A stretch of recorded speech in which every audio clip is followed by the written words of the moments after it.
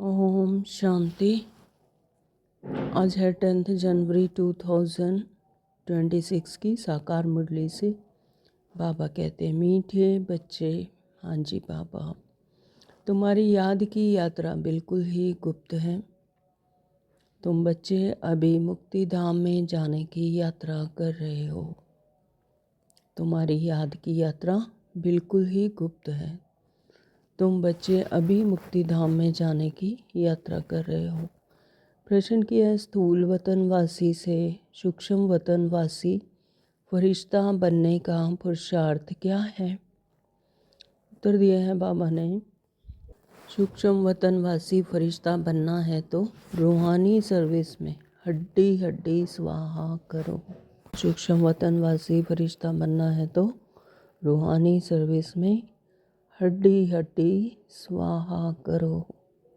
बिना हड्डी स्वाहा किए फरिश्ता नहीं बन सकते, क्योंकि फरिश्ते बगैर हड्डी मांस के होते हैं, है ना। फरिश्ता यानी इस फर्श से अर्श तक सभी रिश्तों से फ्री, यानी देह भान से न्यारे। तो फरिश्ते बगैर हड्डी मांस के होते, बगैर हड्डी मांस के होते हैं, यानी सोल कॉन्शियसनेस में होते हैं। तो इस बेहद की सेवा में दधीची ऋषि की तरह हड्डी हड्डी लगानी है, तभी व्यक्त से अव्यक्त बनेंगे। यानी इतनी सेवा करनी है कि हड्डी हड्डी से हड्डी हड्डी लगानी है ना। यानी एक एक सेकंड सेवा में सफल करना है। गीत है, धीरज धर मनवा, तेरे सुख के दिन आए रे। ऐसे गीत है, बहुत सुंदर। ओम शांति। ओम शांति बाबा। बच्चों को इस गीत से इशारा मिला कि धीरज धरो। बच्चे जानते हैं हम श्रीमत पर पुरुषार्थ कर रहे हैं और जानते हैं कि हम इस गुप्त योग की यात्रा पर हैं। यह यात्रा अपने समय पर पूरी होनी है ना। तो ये यात्रा अपने ही समय पर पूरी होनी है। मुख्य है ही यह यात्रा जिसको तुम्हारे सिवाय और कोई भी नहीं जानते। तो हमारी ये क्या है? याद की यात्रा, रूहानी यात्रा, है ना। तो बाबा कहते हैं तुम्हारे सिवाय इसे कोई नहीं जान सकते, कोई नहीं जानते। तो यात्रा पर जाना है जरूर, और ले जाने वाला पंडा भी चाहिए, यानी गाइड भी चाहिए। तो इसका नाम ही रखा हुआ है पांडव सेना। अब यात्रा पर है, स्थूल लड़ाई की तो कोई बात नहीं है। यात्रा पर है, रूहानी लड़ाई, रूहानी यात्रा है। स्थूल लड़ाई की कोई बात नहीं है। बाहर तो नहीं मारा मारी कर रहे, लड़ाई कर रहे, है ना। तो हर एक बात गुप्त है, किसी को भी नहीं पता। हर एक के अंदर यात्रा चल रही है। यात्रा भी बड़ी गुप्त है, शास्त्रों में भी है। बाप कहते हैं मुझे याद करो तो मेरे पास आकर पहुँचेंगे। तो जितना जितना परमात्मा को याद करेंगे तो परमात्मा के पास पहुँच जाएंगे। वैसी स्थिति बन जाएगी, वैसी अवस्था बन जाएगी आत्मा की, और परमात्मा के पास पहुँच जाएंगे। तो यह यात्रा तो हुई ना। तो ये क्या है? रूहानी यात्रा। तो बाप सब शास्त्रों का सार बताते हैं, प्रैक्टिकल में, एक्ट में ले जाते हैं। हाँ, तो बाबा शास्त्र पढ़कर नहीं बताते, शास्त्रों का सार सुनाते हैं। तो जो शास्त्रों में लिखा हुआ है, जैसे जैसे जिसको स्मृति आई, मनुष्यों ने बनाए शास्त्र, लेकिन बाबा उसका सार बता देते हैं, प्रैक्टिकल में, एक्ट में ले आते हैं। तो अभी तक हम शास्त्र पढ़ते हैं, तो अभी प्रैक्टिकली एक्ट में ले आते हैं। तो हम आत्माओं को यात्रा पर जाना है। कौन सी यात्रा? याद की यात्रा, अपने निर्वाण धाम। विचार करो तो समझ सकते हैं। यह है मुक्ति धाम की सच्ची यात्रा। सब चाहते हैं हम मुक्ति धाम में जाएं, है ना। मुक्ति धाम यानी परम धाम में। उसे धर्मों में सचखंड भी कह देते हैं, लेकिन सचखंड तो कोई क्या है?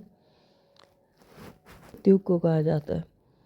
सब चाहते हैं मुक्ति धाम में जाएं, तो यह यात्रा करने के लिए कोई मुक्ति धाम का रास्ता बताए। परंतु बाप तो अपने आप अपने समय पर ही आपे ही आते हैं। तो ड्रामा में नूंद है, कल भी बताया बाबा ने कि तो अपने ही समय पर आते हैं। तो जिस समय को कोई नहीं जानते हैं, उस समय का किसी को नहीं पता। जब बाबा अवतरित होते हैं, उन्हें संकल्प आता है और वो बच्चों को ज्ञान देने के लिए अवतरित होते हैं। बाप आकर समझाते हैं तो बच्चों को निश्चय होता है। तो अपना परिचय स्वयं ही परमात्मा आकर देते हैं, तब बच्चों को निश्चय होता है। बरोबर यह सच्ची यात्रा है ना। तो सच्चे सच्चे पिता परम पिता परमात्मा हमें ये याद की यात्रा सिखाते हैं। तो ये सच्ची यात्रा है जो गाई हुई है। भगवान ने यह यात्रा सिखाई थी, मन मना भव मध्यजी भव। भगवान ने ही हमें यह यात्रा सिखाई थी। पिछले कल भी सिखाई थी, अब फिर सिखा रहे हैं। मन मना भव, यानी इस स्थूल मन को मुझे सौंप दो। मध्यजी भव, अपने राज्य भाग्य को याद करो, चक्र को याद करो, है ना। तो यह अक्षर भी तुम्हारे काम के बहुत हैं। सिर्फ किसने कहा, यह भूल कर दी है। तो श्री कृष्ण को कह दिया शास्त्रों में, गीता में। तो बाबा कहते ये सिर्फ किसने कहा, यह भूल कर दी है। कहते हैं दे सही दे के संबंधों को भूल जाओ। इनको ब्रह्मा बाबा को भी दे है, इनको भी समझाने वाला दूसरा है ना। ब्रह्मा बाबा उनकी भी देह है, वो भी नहीं समझा सकते थे। उनको भी समझाने वाला कौन है? मनुष्य तो मनुष्य को समझा ना सके, तो उनको भी समझाने वाला दूसरा यानी शिव बाबा है। जिसको अपनी देह नहीं है वह बाप है विचित्र, उसका कोई चित्र नहीं। उनको कोई चित्र नहीं, उनका शरीर ही नहीं, तो चित्र कहाँ से आएगा? और तो सबके चित्र हैं यानी उनके सबके शरीर हैं। सारी दुनिया चित्रशाला है। विचित्र और चित्र अर्थात जीव और आत्मा, यह मनुष्य स्वरूप बना हुआ है। यह मनुष्य स्वरूप बना हुआ है, तो वह बाप है विचित्र। परमात्मा विचित्र है, आत्मा का चित्र है ना। तो मनुष्य स्वरूप बना हुआ है, और बाप क्या है? विचित्र, उसका कोई चित्र नहीं, यानी उनको कोई शरीर नहीं। समझाते हैं मुझे इस चित्र का आधार लेना पड़ता है। किस चित्र का? ब्रह्मा बाबा का। तो ब्रह्मा बाबा के शरीर में अवतरित होकर उनके ऑर्गन्स का यूज़ करके फिर हमें ज्ञान देते हैं। बरोबर शास्त्रों में है, भगवान ने कहा था जबकि महाभारत लड़ाई भी लगी थी। तो शास्त्रों में ऐसा लिखा हुआ है कि महाभारत लड़ाई लगी थी। राजयोग सिखाते थे, जरूर रजाई स्थापन हुई थी। अभी तो रजाई है नहीं। रजाई किनको मिली थी? देवी देवताओं को, है ना। तो देवी देवता ही नहीं है, प्राय लोप हो गए, तो अभी तो रजाई है नहीं। राजयोग भगवान ने सिखलाया था नई दुनिया के लिए, क्योंकि विनाश सामने खड़ा था। समझाया जाता है ऐसा हुआ था जबकि स्वर्ग की स्थापना हुई थी, वह लक्ष्मी नारायण का राज्य स्थापन हुआ था। तो अभी तुम्हारी बुद्धि में है सतयुग था, अभी कलयुग है। तो अब जब परमात्मा ने हमें आकर ज्ञान समझाया आदि मध्य अंत का, इस सृष्टि चक्र का, है ना, तो अब हमें समझ आता है, अब बुद्धि में है कि सतयुग था, फिर अभी यह कलयुग हो चुका है, लोअर कॉन्शियसनेस में आ चुकी हैं आत्माएं। तो फिर बाप वही बातें समझाते हैं। ऐसा तो कोई कह ना सके कि मैं परमधाम से आया हूँ, है ना। तो ऐसा किसी को याद ही नहीं, अपने आप को आत्मा ही नहीं समझते, तो ऐसा को तो कोई भी नहीं कह सकता कि मैं परमधाम से आया हूँ, तुमको वापस ले जाने। ऐसे मनुष्य मात्र तो ऐसे नहीं कह सकते, तो परमपिता परमात्मा ही कह सकते हैं ब्रह्मा द्वारा। हाँ, तो ऐसा कौन कहेगा? सत्य सत्य पिता परमपिता परमात्मा ही ऐसे कह सकते हैं, और वो भी ब्रह्मा के शरीर के द्वारा, मुख के द्वारा, और किसके द्वारा भी कह नहीं सकते। तो यह भी नूंद है ड्रामा में कि ब्रह्मा बाबा के द्वारा ही कहते हैं, और किसी के द्वारा भी नहीं कह सकते। तो सूक्ष्म वतन में है ही ब्रह्मा विष्णु शंकर। ब्रह्मा द्वारा स्थापना, विष्णु द्वारा पालना और शंकर द्वारा विनाश, एक ही आत्माओं की तीन अवस्थाएं सूक्ष्म वतन में है। तो ब्रह्मा के लिए भी समझाया है कि वह है अव्यक्त ब्रह्मा और यह है व्यक्त। ब्रह्मा बाबा ही यहाँ से व्यक्त स्थिति में पुरुषार्थ करके अव्यक्त बने, तब तो सूक्ष्म वतन में है। ब्रह्मा के लिए ही समझाया है कि वह अब हैं अव्यक्त ब्रह्मा। तो तुम अभी फरिश्ता बनते हो। फरिश्ते स्थूल वतन में नहीं होते। फरिश्ते यानी सभी रिश्तों से फ्री, इस अर्श से फर्श से अर्श तक का सफ़र। फरिश्ते स्थूल वतन में नहीं, यहाँ पर नहीं होते। फरिश्ते को हड्डी मांस नहीं होता, यानी प्रकाश का स्वरूप होता है। तो यहाँ इस रूहानी सर्विस में हड्डी आदि सब खल्लास कर देते हैं, देवभान से न्यारे कर देते हैं, हड्डी आदि सब खल्लास कर देते हैं। तो ये जो स्थूल दुनिया में स्थूल शरीर है, इन सब से न्यारे फिर फरिश्ते बन जाते हैं। अभी तो हड्डी है ना, यह भी लिखा हुआ है, अपनी हड्डियां भी सर्विस में दे दी। गोया अपनी हड्डियां खलास करते हैं। स्थूल वतन से सूक्ष्म वतनवासी बनना है। यहाँ हम हड्डी देकर सूक्ष्म बन जाते हैं, यानी अपने देह भान से न्यारे होकर, दे दे के सभी संबंधों से न्यारे होकर, है ना, अपने आत्मिक स्मृति में रहकर सूक्ष्म बन जाते हैं। स्थूल मन के संकल्प, इमोशंस, सेंसेशंस, थॉट्स, इन सब को क्या कर देते हैं, न्यारे कर देते हैं और अपनी आत्मिक स्मृति में टिक जाते हैं, फुल कॉन्शियसनेस में आ जाते हैं। तो बाबा कहते हैं यहाँ इस रूहानी सर्विस में हड्डी आदि सब खलास कर देते हैं, तो फिर फरिश्ते बन जाते हैं।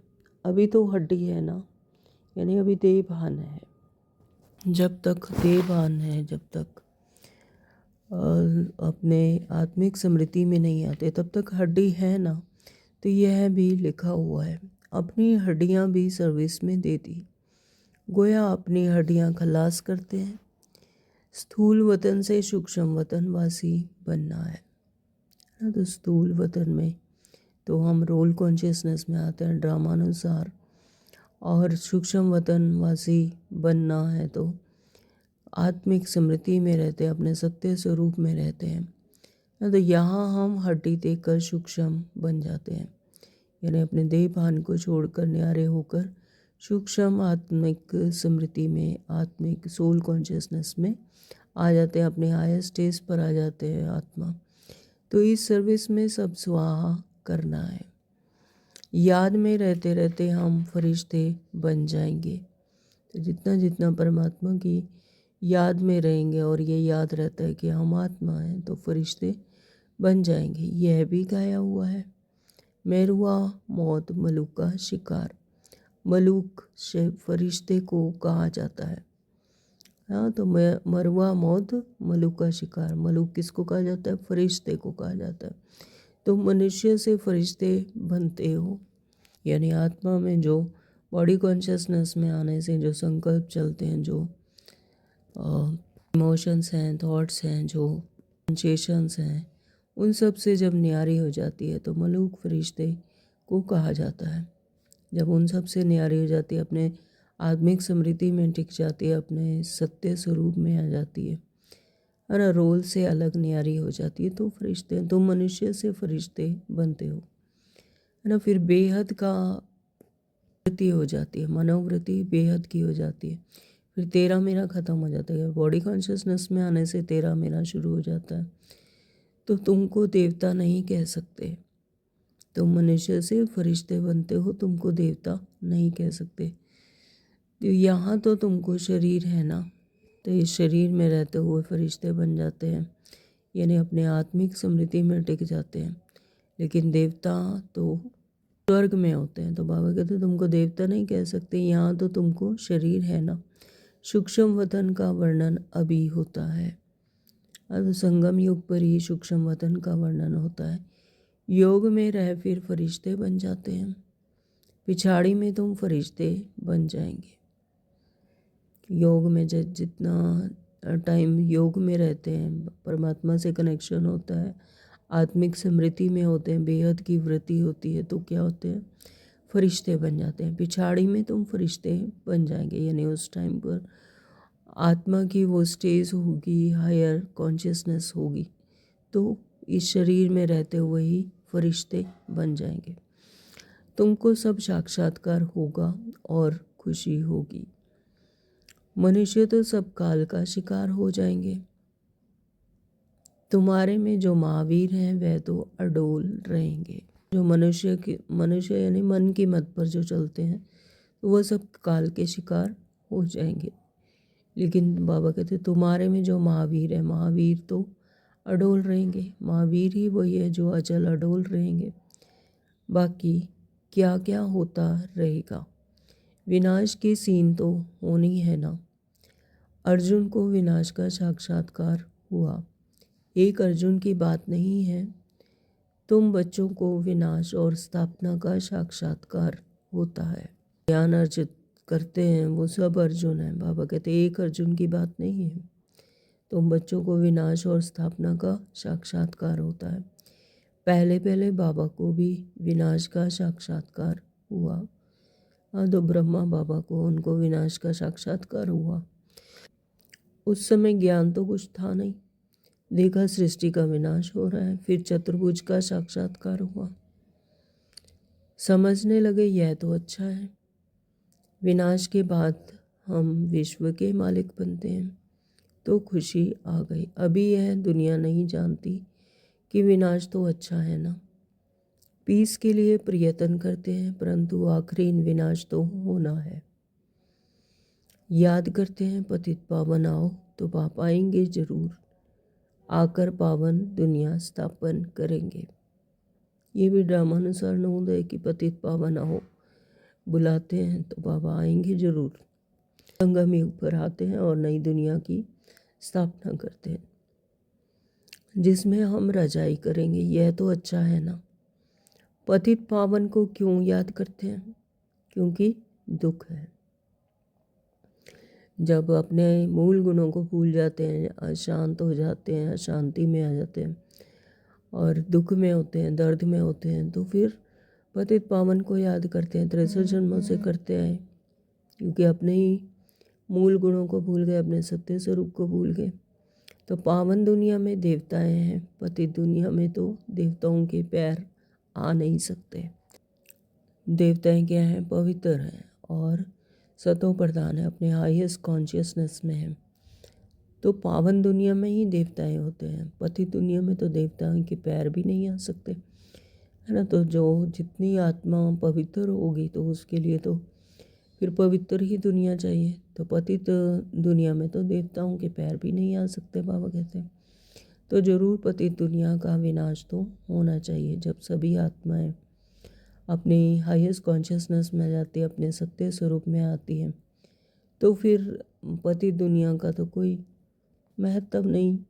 तो फिर तो पतित दुनिया का विनाश होना चाहिए। गाया हुआ भी है, महाविनाश हुआ। उसके बाद क्या होता है, एक धर्म की स्थापना, सो तो ऐसे होगी ना।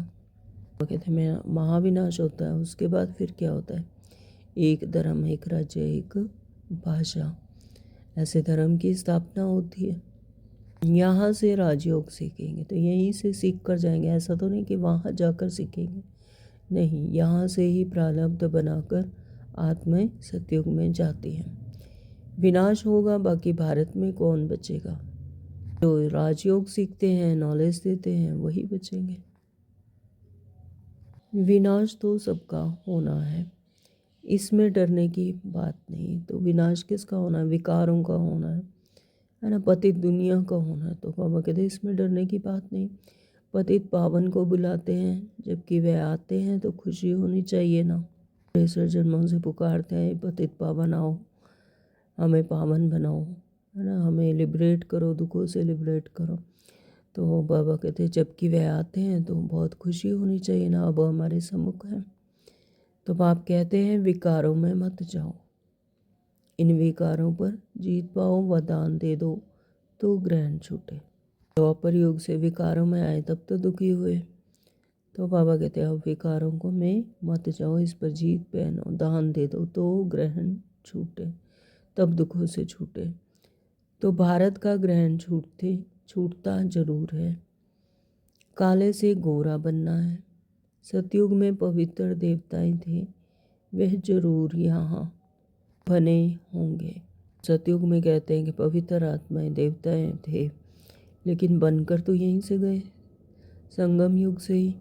भारत का ग्रहण छूटता जरूर है, काले से गोरा बनना है। सतयुग में पवित्र देवताएं थे, वह जरूर यहाँ बने होंगे। तुम जानते हो हम श्रीमत से निर्विकारी बनते हैं, भगवान हुआ जी है गुप्त। श्रीमत पर चलकर तुम बादशाही पाते हो। श्रीमत पर चलकर अपने चलन सुधार कर, अपने संस्कारों को परिवर्तन कर कर दैवीय गुण भर कर फिर हम क्या बनते हैं, तुम बादशाही पाते हो, हम बादशाही पाते हैं। बाप कहते हैं तुमको नर से नारायण बनना है। नर से क्या बनना है, नारायण बनना है। किनमें रजाई मिल सकती है। जैसे ही याद आया अपना सत्य स्वरूप परमात्मा की हम संतान हैं, है ना, तो एक सेकंड में जब अपनी आत्मिक स्मृति की याद आई तो फिर क्या बन गए, सेकंड में रजाई मिल सकती है। जैसे ही कुल दुनिया में भी कोई साहूकार होता है, उसके घर में बच्चा जन्म लेता है, तो वो बच्चा जन्मते ही क्या हो जाता है, उनके वारिस बन जाता है ना। तो यहाँ पर भी सेकंड में रजाई मिल सकती है। जैसे ही याद आया कि हम परमपिता परमात्मा की संतान हैं, वही कल्प पहली आत्माएं हैं, तो सेकंड में रजाई मिल सकती है। शुरू में बच्चियाँ 4-5 दिन भी वैकुंठ में जाकर रहती थी, तो शुरू में 4-5 दिन भी बच्चियाँ से वैकुंठ में रहकर रहती थी, यानी ध्यान में जाती थी, और सतयुग में रहकर आती थी, ऐसे ध्यान में चली जाती थी। तो शिव बाबा आकर बच्चों को वैकुंठ का भी साक्षात्कार कराते थे। तो शिव बाबा ही बच्चों को वैकुंठ का भी साक्षात्कार कराते थे। देवताएं आते थे कितना मान शान से, तो बच्चों को दिल अंदर लगता है। बरोबर गुप्त वेश में आने वाला बाप हमको समझा रहे हैं। साक्षात्कार होता था बच्चों को, है ना, तो बाबा गुप्त वेश में जो आने वाला बाप है वो हमें समझा रहे हैं, इस पर पूरा निश्चय होता था, दिल के अंदर लगता है। तो ब्रह्मा तन में आते हैं, ब्रह्मा का तन तो यहाँ चाहिए ना, क्योंकि शिव बाबा ब्रह्मा बाबा के तन में अवतरित होकर हमें ज्ञान देते हैं, तो ब्रह्मा बाबा को तो यही होना चाहिए ना। तो प्रजापिता ब्रह्मा द्वारा स्थापना, और बाबा ने समझाया है कोई भी आते हैं तो उनसे पूछो किसके पास आते हो, पीके के पास। अच्छा, ब्रह्मा का नाम कभी सुना है? बाबा कहते जो नए बच्चे आते हैं तो उनसे ऐसा पूछना चाहिए। प्रजापिता तो है ना, तो हम सब उनके आकर बने हैं, जरूर आगे भी बने थे। तो ब्रह्मा द्वारा स्थापना, तो साथ में ब्राह्मण भी चाहिए। अब ब्रह्मा द्वारा स्थापना है तो फिर उनके बच्चे ब्राह्मण भी तो चाहिए। ब्रह्मा बाप ब्रह्मा द्वारा किसको समझाते हैं?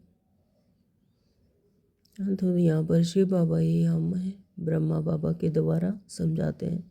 उनके शरीर का आधार लेते हैं, उनके मुख का आधार लेकर हम लोग को समझाते हैं। पुत्रों को तो नहीं समझाएंगे।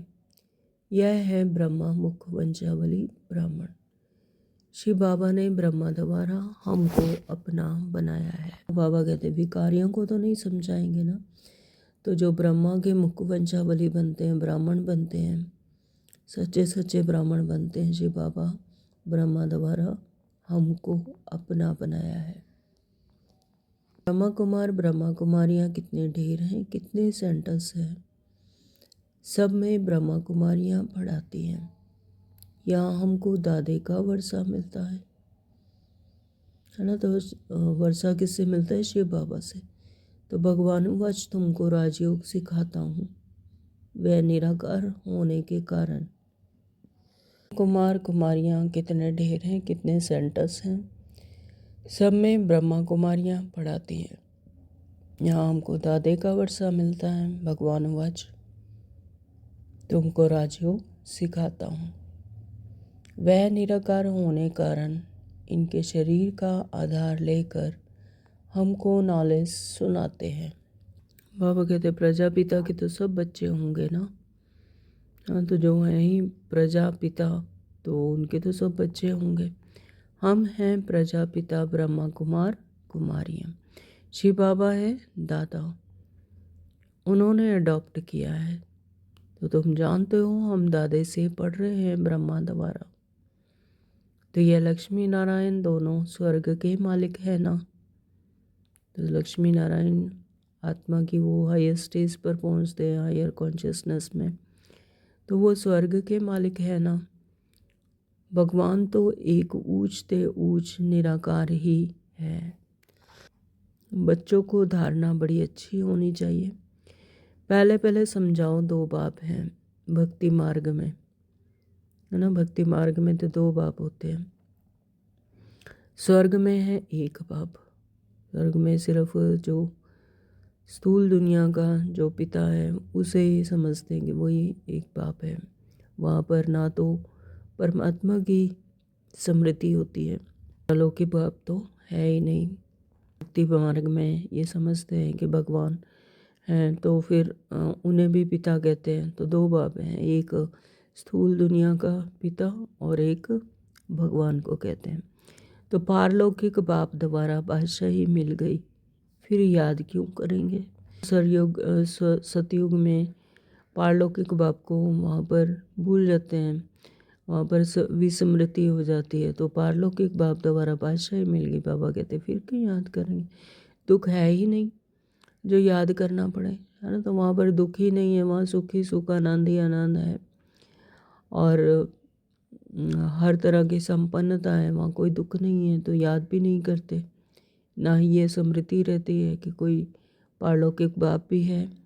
गाते हैं दुख हरता सुख करता, वह अभी की बात है, यानी कलयुग में ही याद करते हैं।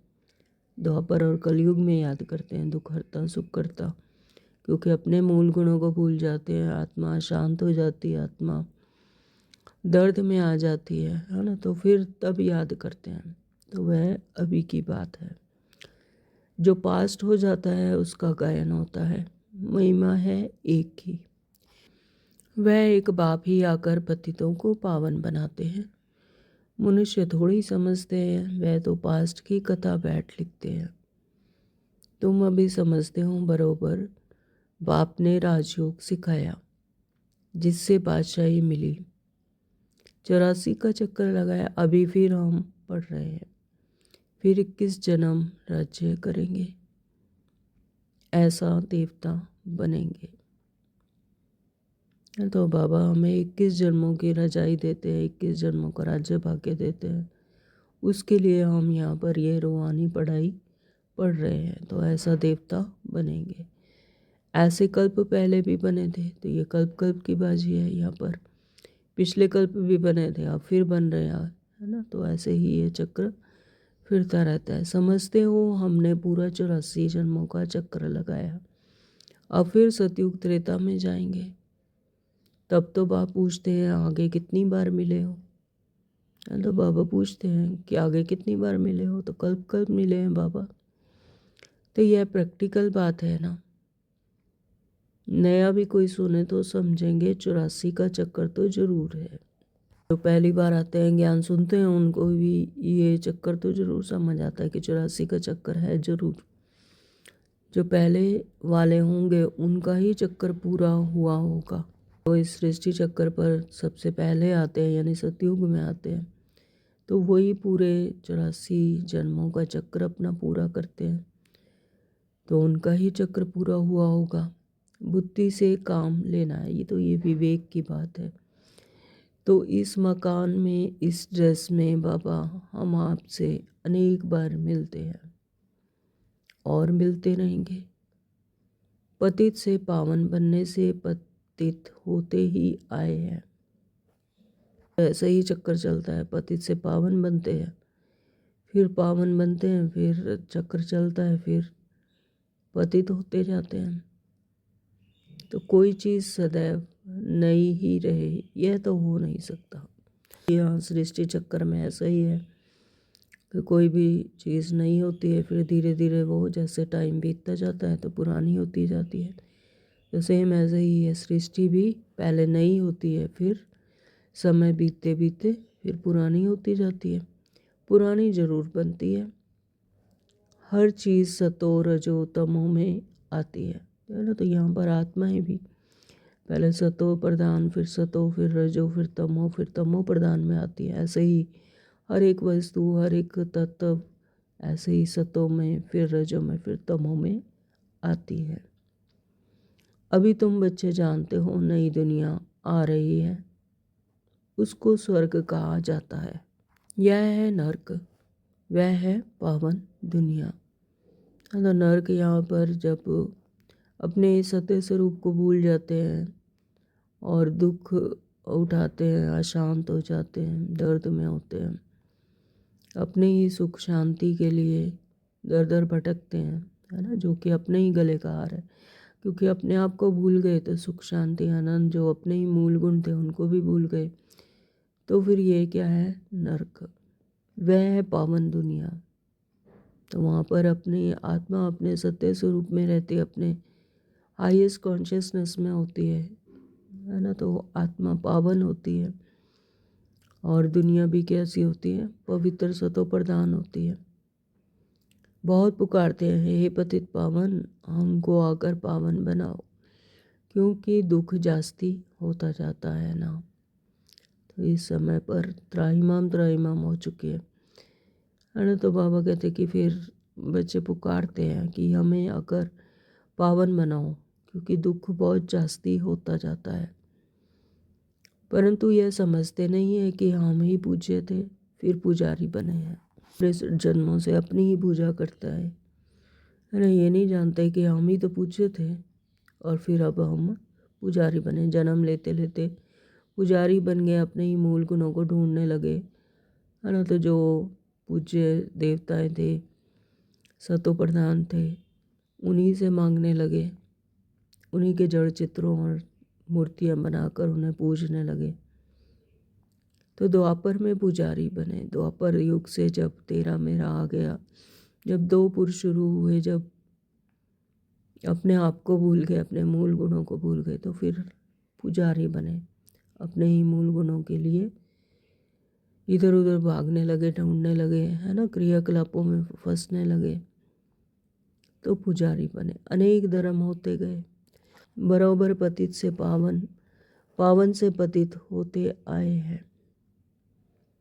भारत के ऊपर ही खेल है। तो ये सारा खेल क्या है? भारत के ऊपर। यहाँ ही इसी खंड में परमात्मा आते हैं और यहाँ पर ही सतो प्रधान, सतयुग यहीं पर स्थापित होता है।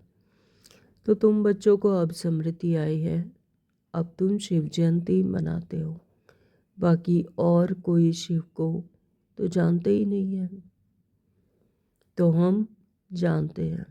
बरोबर हमको राजयोग सिखलाते हैं। ब्रह्मा द्वारा स्वर्ग की स्थापना हो रही है। जरूर जो योग सीखेंगे, स्थापना करेंगे, वहाँ फिर राज्य भाग्य पाएंगे। तो यहीं पर योग सीखते हैं, यहीं पर परमात्मा से कनेक्शन जोड़ते हैं, कनेक्शन जोड़ना सीखते हैं योग द्वारा, राजयोग, है ना। तो स्थापना करेंगे, फिर वही फिर राज्य भाग्य पाएंगे। तो बाबा हमारे द्वारा ही करवाते हैं स्थापना। तो हम कहते हैं बरोबर हम कल्प कल्प आपसे यह राजयोग सीखे हैं। तो जो जो परमात्मा का ज्ञान मिलता है, श्रीमत आती है, तो फिर ये स्मृति आती है कि कल्प कल्प हमने ही राजयोग सीखा था, हम ही सीख रहे हैं। तो बाबा ने समझाया है अभी यह 84 जन्मों का चक्र पूरा होता है, फिर नया चक्र लगाना है। तो चक्र को तो जानना चाहिए ना, भले यह चित्र ना हो तो भी तुम समझा सकते हो, है ना। तो यह सृष्टि चक्र का चित्र है। बाबा कहते हैं अगर ये ना भी हो तब भी तुम समझा सकते हो कि 84 जन्मों का चक्र कैसे पूरा होता है। यह तो बिल्कुल सहज बात है। बरोबर भारत स्वर्ग था, अब नरक है। सिर्फ वह लोग समझते हैं कलयुग अजून बच्चा है। तो शास्त्रों में ऐसा लिख दिया है कि कलयुग तो अभी बच्चा है, अभी बहुत साल पड़े हैं, बहुत वर्ष पड़े हैं, बहुत हजारों वर्ष का होता है कलयुग, ऐसे कह देते हैं। तुम कहते हो यह तो कलयुग का अंत है, चक्र पूरा होता है। बाप समझाते हैं मैं आता हूँ पति दुनिया को फिर से पावन बनाने। तुम जानते हो हमको पावन दुनिया में जाना है। तो मुक्ति, जीवन मुक्ति, शांति धाम, सुख धाम और दुख धाम को भी समझते हो, परंतु तकदीर में नहीं है तो फिर यह ख्याल ही नहीं करते कि क्यों ना हम सुख धाम में जाएं। तो बाबा कहते ये भी ड्रामानुसार था, अगर तकदीर में नहीं है तो फिर ख्याल नहीं करते कि हम क्यों ना हम सुख धाम में जाएं, है ना, ऐसा पुरुषार्थ करें। तो बरोबर हम आत्माओं का घर वह शांति धाम है। वहाँ आत्मा को ऑर्गन्स ना होने के कारण कुछ बोलती नहीं है, शरीर के द्वारा, मुख के द्वारा बोलती है, सुनती है और बुद्धि द्वारा निर्णय करती है ना। आत्मा तो इन सब से न्यारी है। तो बाबा कहते हैं वहाँ पर फिर ऑर्गन्स ना होने के कारण कुछ बोलती नहीं है, वहाँ पर तो सिर्फ संकल्प।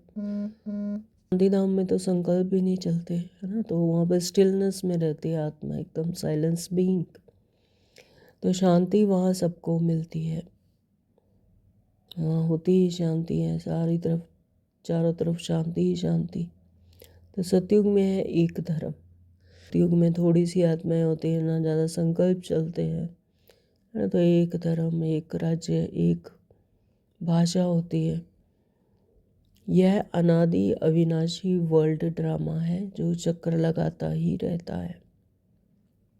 तो ये क्या है वर्ल्ड ड्रामा, ये भी अविनाशी है, ये भी हूबहू वैसे ही रिपीट होता रहता है, ऐसे ही चक्कर लगता रहता है, लगाता रहता है। तो आत्मा कभी विनाश नहीं होती है। जैसे आत्मा विनाश नहीं होती है ऐसे वर्ल्ड ड्रामा भी चलता है। ऐसे कल बाबा ने बताया कि रोल भी हमारे अविनाशी है। शांति धाम में भी थोड़ा समय ठहरना ही पड़े। तो ड्रामानुसार जिनका जैसा रोल है तो शांति धाम में भी रुकते हैं। तो अगर मान लो किसी ने सतयुग में नहीं आना, त्रेता युग से आते हैं, तो जितने टाइम सतयुग का टाइम है उतने टाइम वो शांति धाम में रहेंगे। शांति धाम में स्टिलनेस में, विश्राम अवस्था में वहाँ पर रहते हैं, है ना। तो यह बहुत समझ की बातें हैं। कलयुग है दुख धाम। कितने अनेक धर्म हैं, कितना हंगामा है। और कलयुग आते आते इतनी सारी आत्माएं जो हैं ऊपर से शांति धाम से सारी इस सृष्टि चक्कर पर आ जाती है। फिर कितने संकल्प चलते हैं, संकल्पों की दुनिया है ये, है ना। तो यहाँ पर फिर कितने अनेक धर्म हो जाते हैं, कितना हंगामा है। जब बिल्कुल दुख धाम होता है तब ही बाप आते हैं। दुख धाम के बाद है फुल सुख धाम, है ना। तो ये भी बना बनाया ड्रामा है कि दुख के बाद सुख ने आना ही है, दुख धाम के बाद फिर फुल सुख धाम। तो सुख शांति धाम में तो हम आते हैं सुख धाम में, शांति धाम से हम आते हैं सुख धाम में, वाया शांति धाम आते हैं हम सुख धाम यानी सतयुग में, फिर दुख धाम बनता है। फिर सतयुग से फिर दुख धाम यानी कलयुग में आते हैं। सतो प्रधान से फिर रजो, फिर तमो। सतयुग में संपूर्ण निर्विकारी, यहाँ है संपूर्ण विकारी। सतयुग में आत्मिक समृद्धि में होती है आत्मा, इसलिए निर्विकारी होते हैं। विकारों का पता ही नहीं होता कि क्या होता है। और यहाँ पर है संपूर्ण विकार, यहाँ पर तो पूरी तरह से लिप्त है, देहभान में है, तो विकारी है, संपूर्ण विकारी बाबा कहते हैं। तो यह समझाना तो बहुत सहज है ना, हिम्मत चाहिए। कहाँ भी जाकर समझाओ, यह भी लिखा हुआ है। हनुमान सत्संग के में पीछे जुतियों में जाकर बैठता था। इसके पीछे भी एक कहानी है कि हनुमान सत्संग के पीछे जुतियों में जाकर बैठते, यानी देहभान से निकलते थे, है ना। तो जो महावीर जो होंगे वह कहाँ भी जाकर युक्ति से सुनेंगे, देखेंगे क्या बोलते हैं। तुम ड्रेस बदल कर कहाँ भी जा सकते हो उनका कल्याण करने। बाबा भी गुप्त वेश में तुम्हारा कल्याण कर रहे हैं ना, है ना। तो बाबा भी गुप्त वेश में हैं, दिखाई नहीं देते इन स्थूल आंखों से, लेकिन गुप्त में ही क्या कर रहे हैं, कल्याण कर रहे हैं, नई दुनिया की स्थापना कर रहे हैं। हम बच्चों का राज्य भाग्य बना रहे हैं। ये सब क्या हो रहा है, गुप्त वेश में हो रहा है। मंदिरों में कहाँ भी निमंत्रण मिलता है तो जाकर समझाना है। दिन प्रतिदिन तुम होशियार होते जाते हो, सबको बाप का परिचय तो देना ही है। तो दिन प्रतिदिन बाबा कहते जो ज्ञान उतरता जाता है बुद्धि में, तो फिर होशियार होते जाते हो, सबको बाप का परिचय देना ही है, ट्रायल करनी होती है। यह तो गया हुआ है।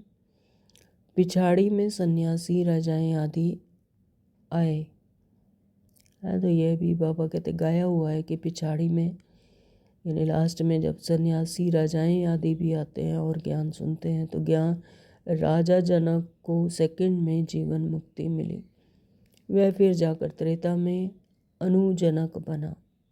अच्छा, मीठे मीठे सिखलते बच्चों प्रति माता पिता बाप दादा का याद प्यार और गुड मॉर्निंग। रूहानी बाप की रूहानी बच्चों को नमस्ते। हम रूहानी बच्चों की रूहानी माता पिता बाप दादा को याद प्यार, गुड मॉर्निंग, नमस्ते जी, नमस्ते जी। शुक्रिया मेरे मीठे बाबा, आपका बहुत बहुत शुक्रिया। धारणा के लिए मुख्य सार में बाबा ने कहा, नंबर 1, अंतिम विनाश की सीन देखने के लिए अपनी स्थिति महावीर जैसी निर्भय अडोल बनानी है। गुप्त याद की यात्रा में रहना है। बाबा आज अटेंशन दिला रहे हैं कि अंतिम विनाश के सीन देखने के लिए अपनी स्थिति महावीर जैसी निर्भय अडोल बनानी है, गुप्त याद की यात्रा में रहना है। नंबर 2, बाबा ने कहा, अव्यक्त वतनवासी फरिश्ता बनने के लिए बेहद सेवा में दतीची ऋषि की तरह अपनी हड्डी हड्डी स्वाहा करनी है।